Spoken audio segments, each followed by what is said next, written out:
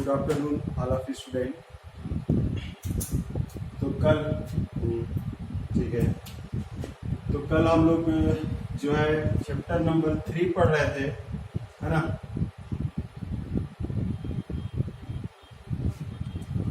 Chapter number जो है 3,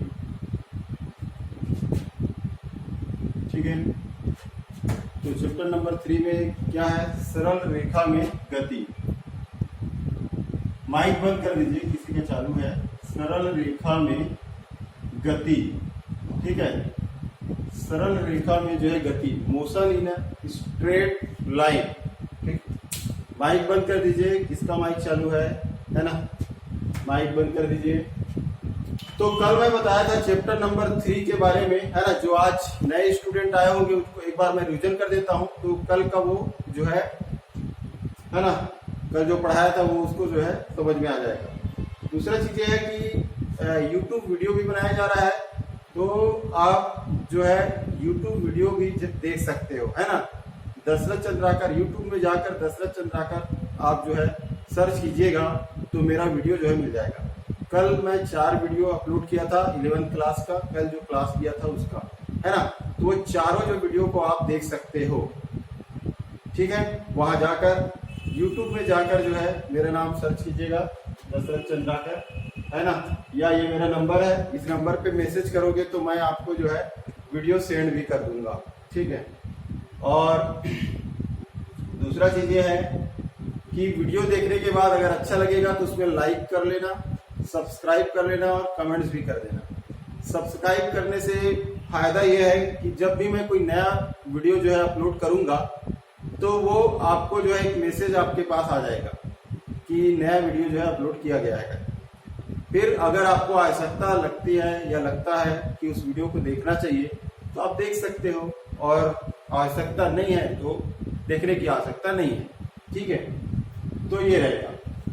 तो चलिए देखते हैं, प्रतिदिन मैं जो क्लास लूंगा उसका पूरा जो है वीडियो जो है यूट्यूब पे डालूंगा, ये मान के चलिए। तो अगर जो समझ में नहीं आएगा वो आप यूट्यूब में जो सर्च करके आराम से आप देख सकते हो, ठीक है।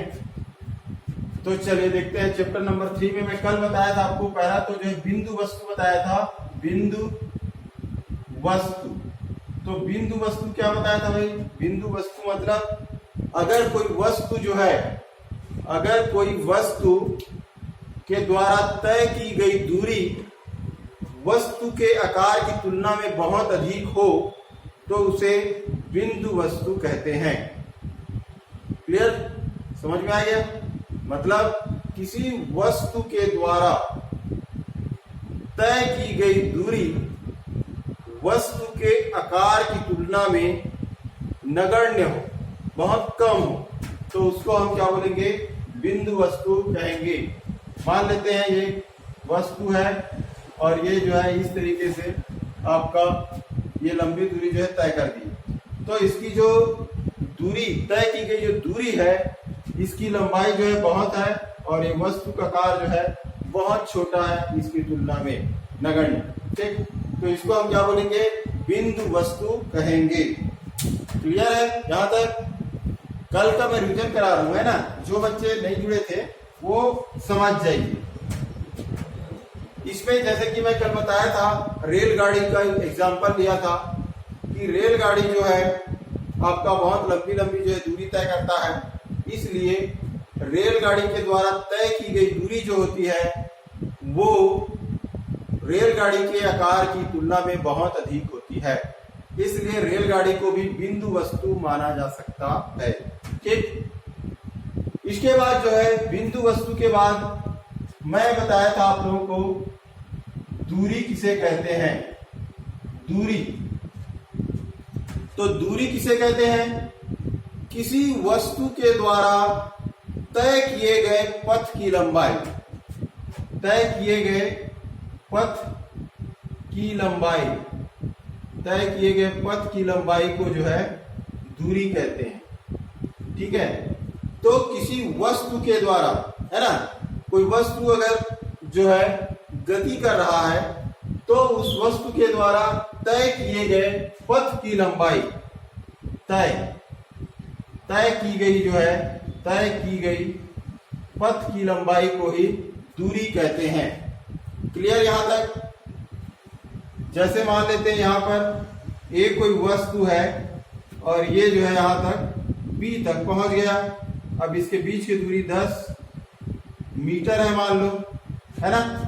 तो ए के द्वारा तय की गई दूरी कितनी हुई? तो इसके द्वारा तय की गई दूरी, तो दूरी बराबर हो गया आपका 10 मीटर। क्लियर है? यहां से यहां तक आया और कितना है? 10 मीटर है, तो इसकी दूरी कितना होगी? 10। क्लियर है? इसके बाद विस्थापन। तो विस्थापन में मैं बताया था कि किसी वस्तु की जो है प्रारंभिक बिंदु और अंतिम बिंदु के बीच की न्यूनतम दूरी को ही विस्थापन कहा जाता है ना। तो प्रारंभिक बिंदु और अंतिम बिंदु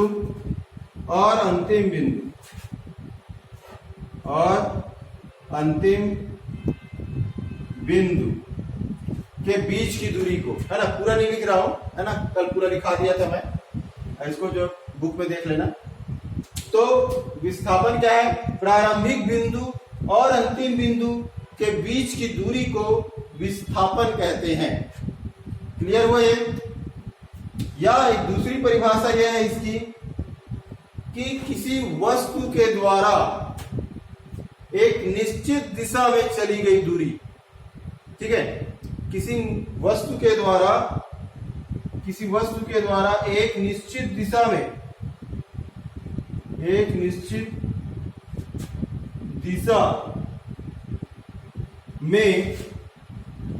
तय की गई दूरी। ठीक है? किसी वस्तु के द्वारा एक निश्चित दिशा में जो है तय की गई दूरी, मतलब आपका यहां पे दिशा को याद रखना है। ये दिशा बता रहा है, विस्थापन क्या बता रहा है? दिशा बता रहा है। दूरी में दिशा नहीं है। ठीक है? इसमें दिशा नहीं है, विस्थापन में दिशा होता है। यही इन दोनों में अंतर है ना। तो विस्थापन याद करने के लिए दोनों परिभाषा याद होना चाहिए, तभी आप विस्थापन निकाल पाओगे। जैसे पहला परिभाषा क्या है? प्रारंभिक बिंदु और अंतिम बिंदु के बीच की न्यूनतम दूरी को कहा जाता है। न्यूनतम, अधिकतम नहीं, है ना, न्यूनतम, जितना पास पड़े वो। दूसरा, किसी वस्तु के द्वारा एक निश्चित दिशा में तय की गई दूरी, है ना। अब इसमें देख लेते हैं, जैसे कि ये है आपका बिंदु नंबर 1, वस्तु नंबर 1। अब ये जो है इसकी प्रारंभिक बिंदु और अंतिम बिंदु के बीच की दूरी बोल रहे हैं। तो ये हो गया आपका, मान लो ये यहां चला गया बी में, और ये सी में चला गया, और ये डी में आ गया। ठीक? ये मान लो 3 किलोमीटर है, ये 6 किलोमीटर है, और ये 3 किलोमीटर है। ये इसका क्या हो गया? प्रारंभिक बिंदु। और अंतिम बिंदु कहाँ है? ये अंतिम बिंदु, जहां पे रुकेगा वो तो अंतिम होगा। जहां से शुरू किया वो प्रारंभिक, ये प्रारंभिक बिंदु हुआ और ये अंतिम बिंदु हुआ। अब दोनों के बीच की दूरी को देखते हैं। तो दोनों के बीच की दूरी, और कौन सी दूरी? न्यूनतम दूरी को देखते हैं। तो इन दोनों के बीच की न्यूनतम दूरी तो यही होगी ना, यहां से यहां तक की दूरी। ठीक है? क्लियर है? अब यहां से यहां तक की जो न्यूनतम जो दूरी है, उस दूरी का मान कितना है? यहां पे ये किसके बराबर होगा? इसके बराबर होगा, बीसी के बराबर होगा, आमने सामने भुजा बराबर है। तो इसका जो मान होगा वो कितना होगा? 6 मीटर होगा।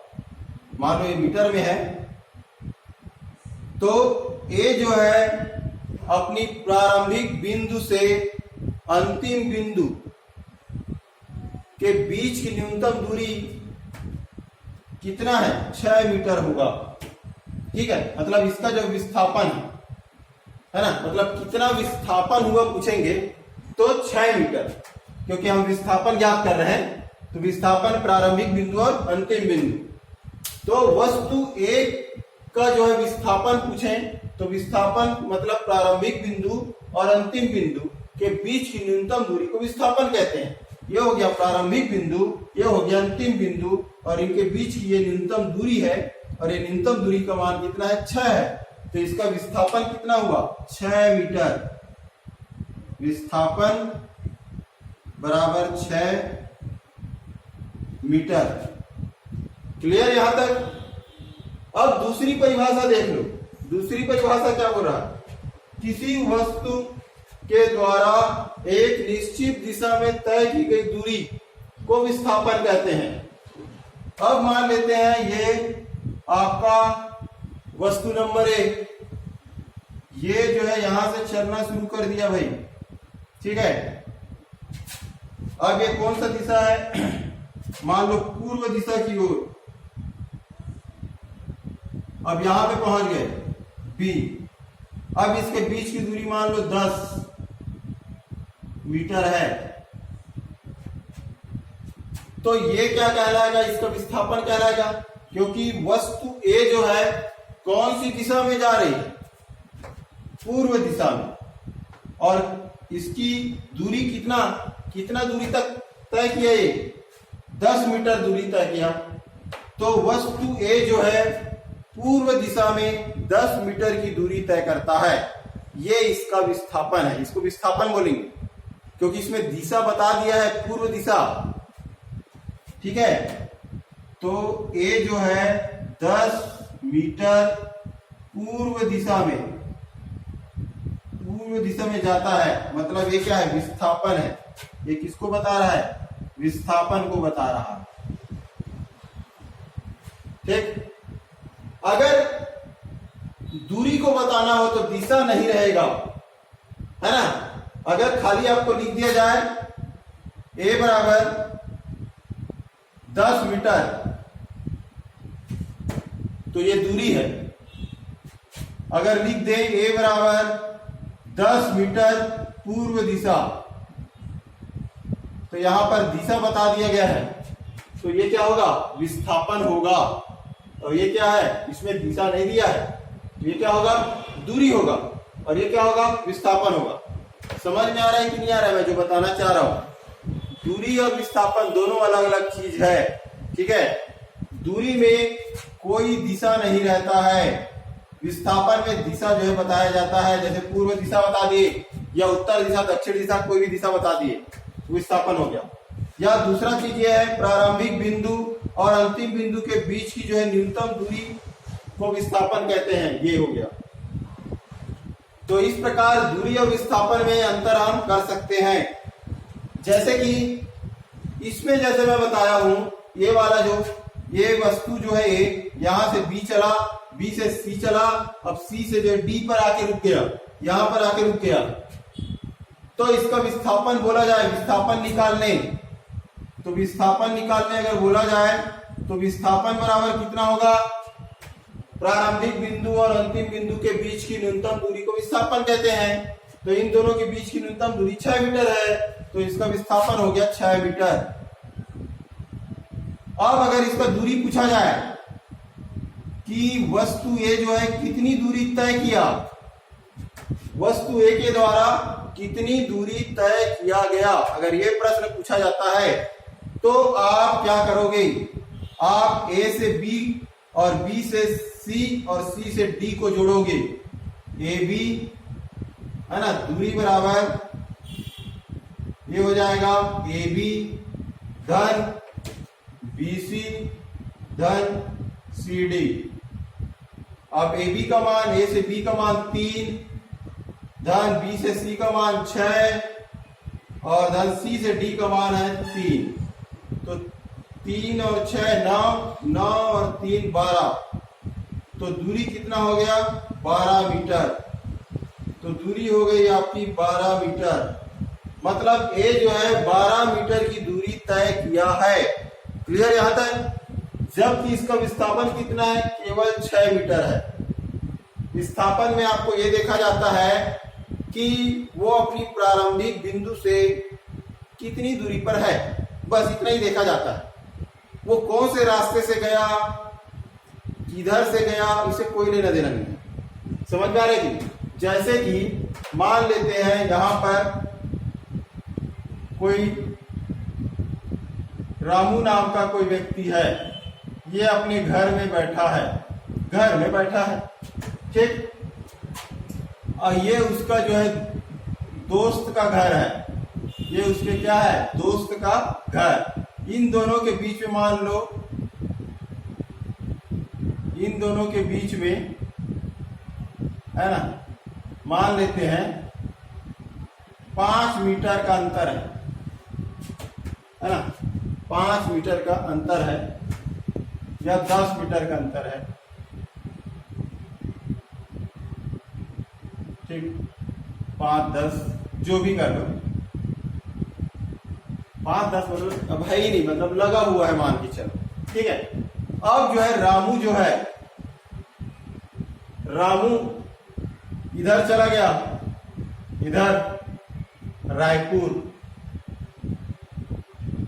ठीक है। मान लो बेमेतरा में है, रामू जो है बेमेतरा में है और ये इसका पड़ोसी का घर है, ठीक है। अब रामू चला गया कहाँ, रायपुर चला गया भाई, ठीक। रायपुर चला गया, मान लो रायपुर 60 किलोमीटर पड़ रहा है, 65 पड़ रहा है, तो इसके बाद रायपुर से बिलासपुर निकल गया वो, ठीक है। मान लो जो है 120 किलोमीटर लगभग, मान लो 120 130 है ना, या ज्यादा भी हो सकता है, 150 मान लो, चलो 150 मान लो। अब इधर ये इधर आ गया और ठीक है, इधर भी मान लो 200 किलोमीटर इधर भी चल दिया और वापस आ गया इधर जो है 100 किलोमीटर चला गया और वापस अपने दोस्त के यहाँ आके बैठा हुआ है चुपचाप, ठीक है। तो रामू का विस्थापन कितना, अगर कोई पूछे आपसे कि रामू का विस्थापन कितना है, मतलब रामू जो है अपने प्रारंभिक स्थिति से अब कितनी दूरी पर है, यही तो है ना विस्थापन, प्रारंभिक बिंदु से अंतिम बिंदु के बीच की दूरी। तो प्रारंभिक बिंदु अपने घर से निकला था, अब लास्ट में कहां पे आ गया, अपने दोस्त के घर, तो इसके बीच में विस्थापन कितना हुआ, 10 मीटर केवल, ये तो यही बगल में बैठा हुआ है, तो विस्थापन कितना हुआ 10, मतलब वो पहले जिस जगह बैठा था और लास्ट में जिस जगह बैठा है उन दोनों के बीच का जो है न्यूनतम दूरी जो है वो विस्थापन कहलाए। इसको लेना देना नहीं है कि कहां कहां घूमा है उसको, ठीक है। ये जो घूमा है ये दूरी कहलाएगा, दूरी, समझ में आ रहा है कि नहीं, ये सब दूरी। अगर दूरी निकालने बोला जाएगा तो आप 65 को जोड़ोगे, 150 को जोड़ोगे, इधर 200 को जोड़ोगे, इधर 100 को जोड़ोगे, ये सब को जोड़ोगे तो उसका दूरी निकलेगा। लेकिन विस्थापन बोला जाए तो केवल जो है आपको पहले जिस स्थान पे था और अंतिम में जिस स्थान पर आया है उसी को ही विस्थापन कहेंगे, ठीक। मेरे ख्याल से क्लियर हो गया होगा, है ना। आपको स्क्रीनशॉट ले लीजिए, जो कल अटेंड नहीं किए थे वो इसका स्क्रीनशॉट ले लीजिए, फिर मैं आगे जो है इसमें अंतर बताता हूं, दूरी और विस्थापन में अंतर।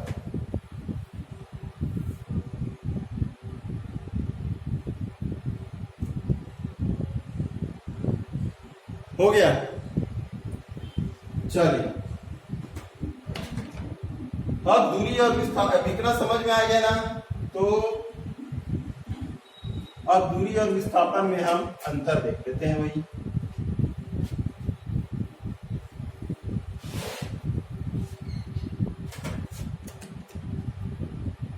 बस ध्यान से बस सुनो आप लोग, है ना, पूरा समझ आएगा, ठीक है। ध्यान से सुनोगे तो पूरा समझ आएगा आपको, दूरी और विस्थापन। और जहां थोड़ा सा कहीं इधर उधर किए तो फिर समझ नहीं आने वाला, है ना। और एक बार कहीं समझ आ गया फिजिक्स तो बहुत ही इंटरेस्टिंग चीज है ना, आप लोगों को मजा आएगा पढ़ने में। तो ये हो गया आपका दूरी और विस्थापन में अंतर। अगर बोले तो पहला इसकी परिभाषा लिख देना, जो परिभाषा बताया हूं, क्या परिभाषा बताया हूं कि दूरी जो है किसी वस्तु के द्वारा तय किए गए पथ की लंबाई को दूरी कहते हैं। ये हो गया आपका पहला अंतर, पथ की लंबाई, विस्थापन क्या है? प्रारंभिक बिंदु और अंतिम बिंदु के बीच की न्यूनतम दूरी। अंतिम बिंदु के बीच की न्यूनतम दूरी को विस्थापन कहते हैं। दूसरा, दूरी में दिशा बताया था क्या? मैं नहीं बताया था, मतलब इसमें दिशा का ज्ञान नहीं होता है, मतलब ये अदिश राशि है। अदिश मतलब जिसमें दिशा ना हो, तो ये आपका अदिश राशि है। जबकि विस्थापन में दिशा होता है, दिशा बताया जाता है, इसलिए विस्थापन क्या है? सदिश राशि है। ठीक, दूरी जो होती है सदैव धनात्मक होती है। दूरी का मान सदैव धनात्मक होता है, सदैव धनात्मक। दूरी ऋणात्मक नहीं होती है। जबकि विस्थापन जो है ये धनात्मक, ऋणात्मक और शून्य भी हो सकता है। ठीक है, धनात्मक, ऋणात्मक और शून्य भी हो सकता है। अब ये धनात्मक समझ में आ रहा था अभी तक, अब ये ऋणात्मक और शून्य कैसे, है ना? तो चलो बता देता हूं मैं कैसे आएगा। अब ये देखो, ये मूल बिंदु है, इधर चली गई जो दूरी है ये धनात्मक, इधर चली गई जो दूरी है वो ऋणात्मक। क्लियर? ऊपर चली गई दूरी धनात्मक और नीचे चली गई दूरी ऋणात्मक। तो समझ में आ गया? धनात्मक मतलब अगर कोई एक कक्ष में गति कर रहा है और इस डायरेक्शन में है, इस डायरेक्शन में गति कर रहा है तो धनात्मक मान है उसका। अगर ये अपोजिट डायरेक्शन में गति कर रहा है तो क्या होगा? ऋणात्मक मान हो जाएगा। ठीक, अब शून्य कैसे होगा? तो शून्य ऐसे होगा, अगर कोई वस्तु यहां पर से चलना शुरू कर देता है, मान लो रामू जो है, रामू जो है यहां से यहां तक 5 किलोमीटर चलता है, फिर ये ऊपर चला गया, ये आपका यहां भी जो है मान लो 6 किलोमीटर, वहां नहीं, ऊपर का मतलब वो ऊपर मत समझ जाना, ठीक है? तो 5 के बाद 6 किलोमीटर ये इधर ऊपर गया। अब उसके बाद जो है यहां पर फिर 5 किलोमीटर चला गया है। अब इसका दिमाग खराब हो गया रामू का कि कहां जाऊं, अब समझ नहीं आया इसको। ठीक है, तो क्या किया, ये वापस घर आ गया, वापस घर आ गया, ये यहां पर अपने घर में। तो इसका प्रारंभिक बिंदु कहां है? ओ, मूल बिंदु है ना, यही इसका प्रारंभिक है और अंतिम भी यही है। तो विस्थापन कितना हुआ? कुछ नहीं हुआ। ठीक है, मतलब जिस बिंदु पे वो पहले था उसी बिंदु पे बाद में भी आ गया, अंतिम में भी। तो इसका विस्थापन कुछ भी नहीं हुआ, मतलब शून्य। तो विस्थापन धनात्मक होता है, अगर इस साइड चला गया तो ऋणात्मक होगा, इधर जाएगा तो, या इधर नीचे आएगा तो, और शून्य होगा मतलब वो जिस स्थान से निकला है उसी स्थान पे वापस आ जाता है, तो शून्य होगा। ठीक, क्लियर है? ये हो गया, ये आपका दूरी और विस्थापन में अंतर। अब इसी से संबंधित चाल और वेग में अंतर देखते हैं। चाल और वेग में अंतर क्या होता है? ठीक है, तो चाल और वेग का भी जो है सेम टू सेम ऐसी है, बस इसको बस हटा दो, इसको हटा दीजिए, है ना। यहां पे दूरी के स्थान पर हम लिखेंगे चाल और विस्थापन के स्थान पर हम लिखेंगे वेग। ठीक, अब ये अंतर जो है सेम है।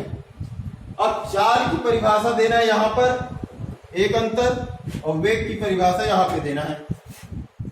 ठीक है, नहीं दिख रहा है क्या? एक मिनट रुकेगा, है ना, लाइट ऑफ हो गई।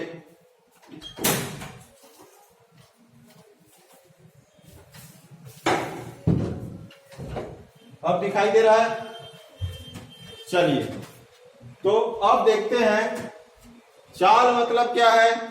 किसी वस्तु के द्वारा 1 सेकेंड में तय की गई दूरी को चाल कहते हैं। ठीक है, किसी वस्तु के द्वारा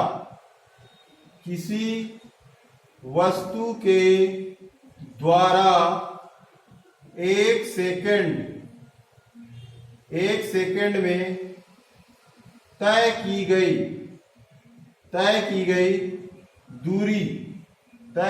दूरी को चाल कहते हैं। क्लियर?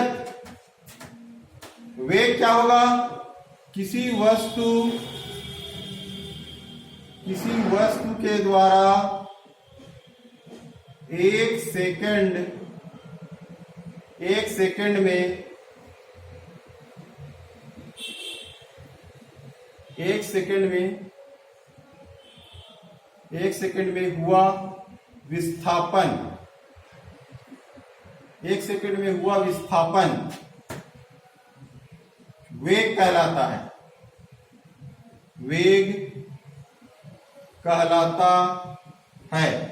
ठीक है, तो दोनों में अंतर है। इसमें क्या है? 1 सेकेंड में तय की गई दूरी को बता रहे हैं, और इसमें क्या बता रहे हैं? विस्थापन बता रहे हैं। मतलब 1 सेकेंड में उस वस्तु के द्वारा कितना विस्थापन हुआ, ये आपका वेग है, और कितना दूरी तय किया गया पूछा जाए तो वो आपका चाल हो जाएगा। क्लियर? दोनों में अंतर। अब चूंकि दूरी क्या है? अदिश राशि है, इसलिए चाल क्या होगा? ये भी अदिश राशि होगा। ठीक, जैसे दूरी का मान सदैव धनात्मक होता है, उसी प्रकार चाल का मान भी सदैव धनात्मक होगा। अब यहां पर देखें तो वेग है ना, मतलब किसी वस्तु के द्वारा 1 सेकेंड में किया गया विस्थापन या हुआ विस्थापन वेग कहलाता है। ठीक, अब चूंकि विस्थापन जो होता है वो सदिश राशि होता है, इसलिए वेग भी क्या होगा? सदिश राशि होगा। एकदम क्लियर? अब तीसरा देखते हैं, जिस प्रकार विस्थापन धनात्मक, ऋणात्मक और शून्य होता है, उसी प्रकार वेग भी आपका धनात्मक, ऋणात्मक और शून्य होगा। ठीक है, क्योंकि अगर विस्थापन धनात्मक है तो वेग क्या होगा? धनात्मक। अगर विस्थापन ऋणात्मक है तो वेग होगा ऋणात्मक, और विस्थापन अगर 0 है तो वेग का मान 0 होगा। ठीक, मतलब ये आपका चाल बराबर फार्मूला क्या होता है? चाल बराबर होता है दूरी बटे समय। ठीक है, और वेग बराबर क्या होता है? वेग बराबर होता है विस्थापन बटे समय। अब दूरी का मान तो सदैव धनात्मक होता है ना? जो कभी सुने हो क्या कोई ऋणात्मक दूरी तय किया है? नहीं सुने हो। तो हमेशा जो है आप धनात्मक दूरी ही तय करते हो, मतलब जिस स्थान से हो, जहां जितना भी चलोगे वो धनात्मक मान है। तो चाल भी क्या होगा? धनात्मक होगा, सदैव धनात्मक होगा। जबकि विस्थापन को तो बताया हूं, अगर इधर जाओगे धनात्मक, ऊपर जाओगे धनात्मक, इधर जाओगे तो ऋणात्मक, और नीचे आओगे तो ऋणात्मक। तो विस्थापन का मान अगर धनात्मक है तो वेग भी धनात्मक होगा। अगर विस्थापन का मान ऋणात्मक है तो वेग भी ऋणात्मक होगा, और विस्थापन का मान अगर शून्य है तो वेग का मान भी शून्य होगा। क्लियर हुआ? तो चाल और वेग में अंतर, दूरी और विस्थापन में अंतर मेरे ख्याल से क्लियर हो गया होगा। ठीक, इसका भी स्क्रीनशॉट ले लीजिए, फिर आगे बढ़ते हैं।